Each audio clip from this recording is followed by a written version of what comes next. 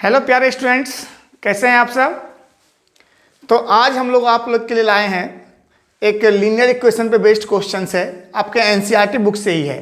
तो जैसा हम पहले बताए थे कि हम लोग सिर्फ क्वेश्चंस के ऊपर बात करेंगे, जो जो इंपॉर्टेंट क्वेश्चन आपके सीबीएसई के पॉइंट ऑफ व्यू से हो सकता है, सिर्फ उसी क्वेश्चन पे। जैसे पिछले क्लास में हम लोग, पिछले वीडियो में हम लोग बात किए थे बोट एंड स्ट्रीम के ऊपर पे, ठीक है। तो आज उसी से रिलेटेड आगे क्वेश्चन हम लेके आए हैं। क्वेश्चन क्या बोल रहा है, 2 women and 5 men can together finish embroidery work in 4 days, ठीक है, while 3 women and 6 men can finish it in 3 days.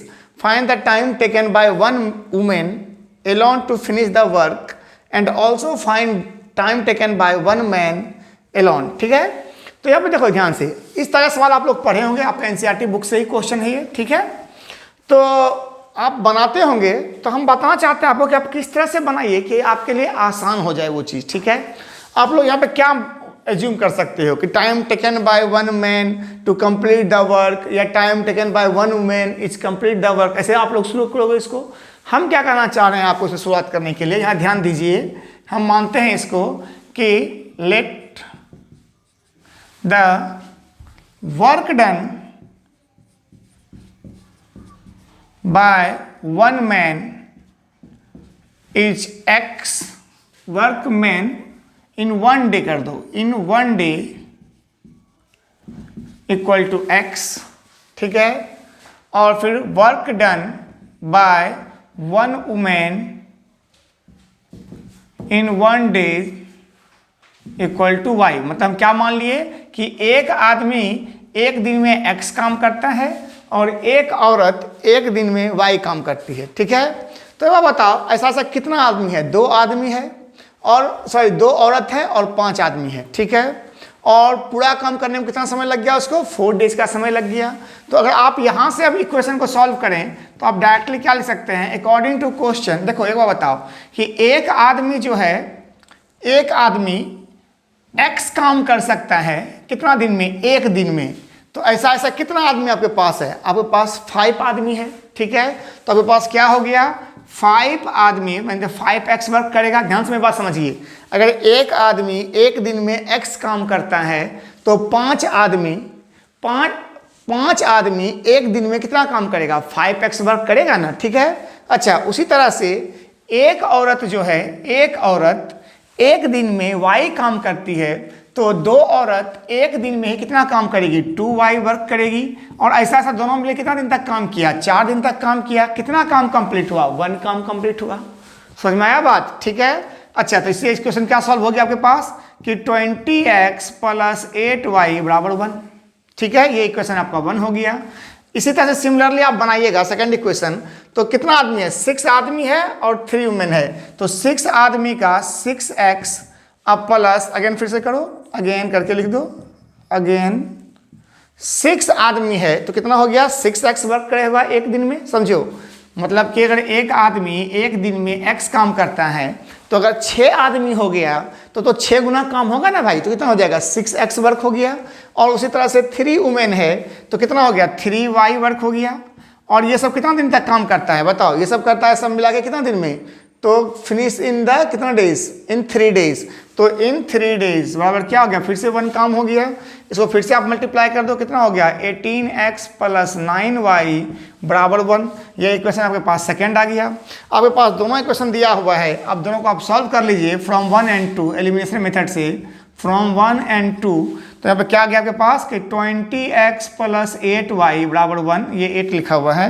और यहाँ पे लिखा हुआ है 18x + 9y = 1, ठीक है। आप इसमें से 9 से मल्टीप्लाई कर दीजिए और इसमें आप 8 से मल्टीप्लाई कर दीजिए, तो माइनस माइनस माइनस कैंसिल हो गया, ठीक है। तो 180 में से 144, तो 180 में से 144 को माइनस कर दोगे तो 36 आ जाएगा आपके पास। तो यहाँ पे क्या आ गया बोलो, 36x = 9 - 8 कितना हो गया, 1 हो गया। तो x का मान क्या आ गया, 1/36 आ गया, ठीक है। ये आपका x का वैल्यू आया। और किसी एक में पुट कर दो तो आपको y का भी वैल्यू मिल जाएगा। तो सेकंड वाला में ही पुट कर दो।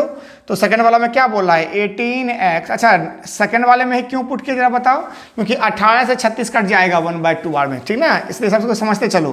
तो क्या हो गया, 18 × 1/36 प्लस 9y बराबर 1, काटोगे 2 बार में कट जाएगा। अब मेरे पास आ गया 9y बराबर 1 माइनस 1/2, तो 9y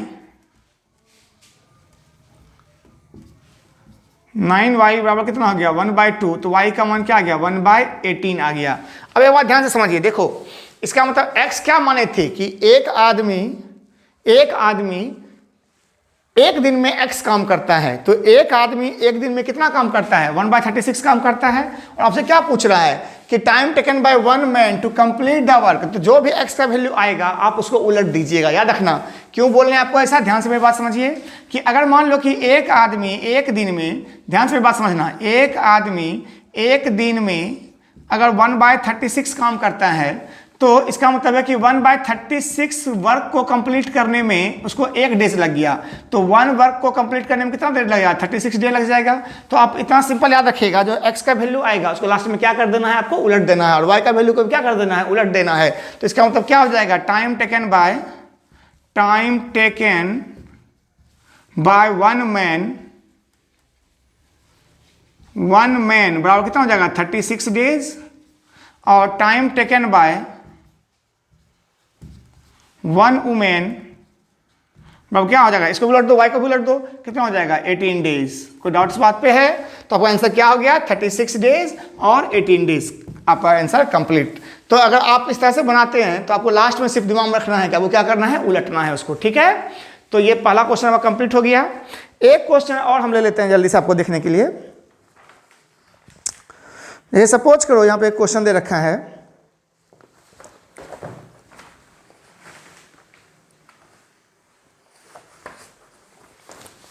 ये फटाफट, ये भी एनसीईआरटी का ही क्वेश्चन है, जल्दी से इसको मिटा रहे हैं।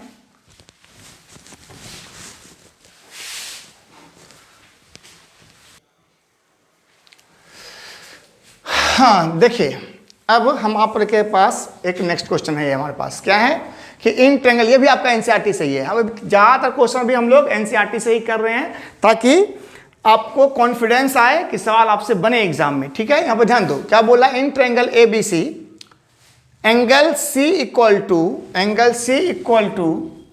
3 angle B equal to 2 angle A plus B। तो फाइंड द 3 एंगल्स, मतलब आपको ABC फाइंड आउट करना है, ठीक है। आपको क्या गिवन है कि एंगल C बराबर 3 एंगल B और बराबर क्या लिखा हुआ है 2 एंगल B प्लस C। तो यहाँ पे वो बताओ कि कैसे शुरुआत किया जाए। इतना बात तो आपको पता है, इसका सॉल्यूशन जब करना जाएंगे तो इतना तो पता है कि angle A plus angle B plus angle C किसी भी ट्रायंगल के लिए कितना होता है 180 डिग्री होता है।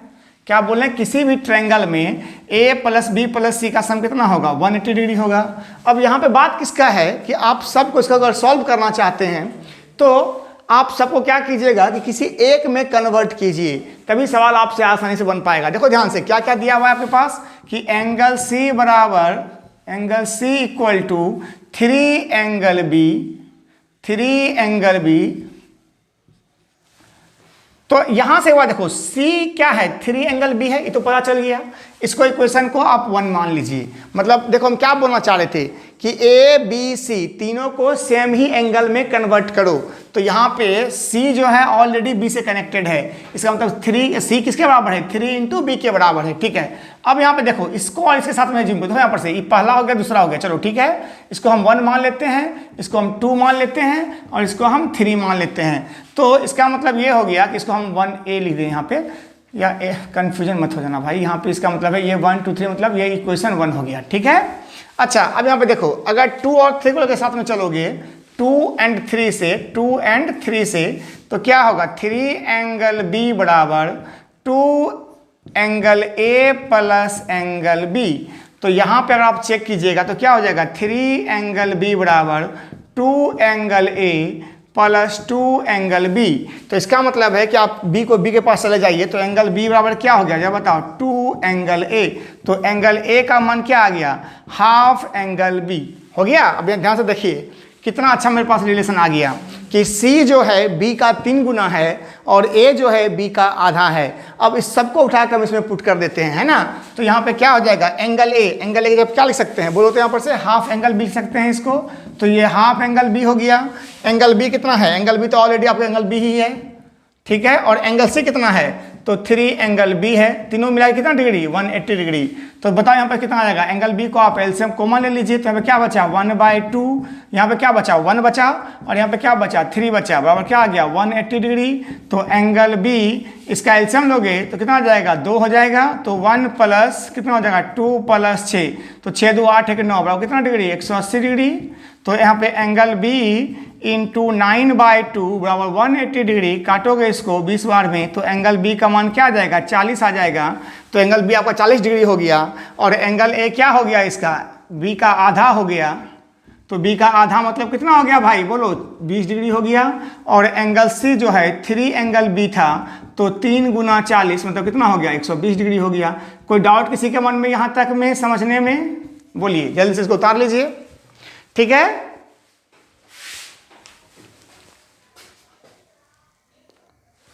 हाँ तो हो गया, आप लोग का उतार लिए।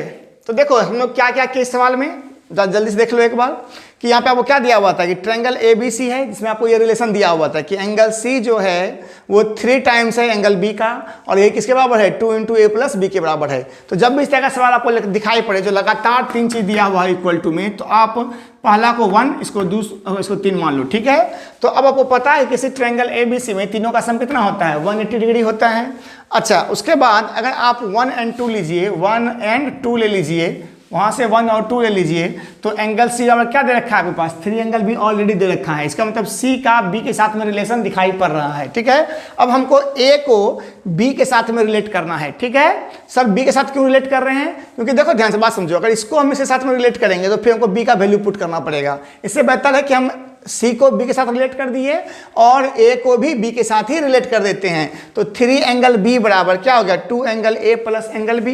यहां से आप क्या निकाले एंगल ए बराबर क्या हो गया हाफ एंगल बी। बस इसको फाइंड आउट कर लिए तब तो आपका ए का मान क्या निकल गया हाफ एंगल बी, बी का मान तो बी ही होगा, और सी का मान क्या हो गया 3 एंगल बी। इसको सॉल्व करोगे कितना आ गया बी का मान 40 डिग्री, तो ए कितना हो गया 20 डिग्री और सी कितना हो गया 120 डिग्री, ठीक है। तो हम लोग मिलते हैं अब नेक्स्ट वीडियो में। आप लोग पढ़ाई करते रहिए, इस तरह का एक छोटा छोटा वीडियो आप लोग बनाते चलेंगे ताकि आपको भी देखने में आसानी हो और समझने में भी आसानी हो, ठीक है। चलिए मिलते हैं नेक्स्ट वीडियो, बाय बाय।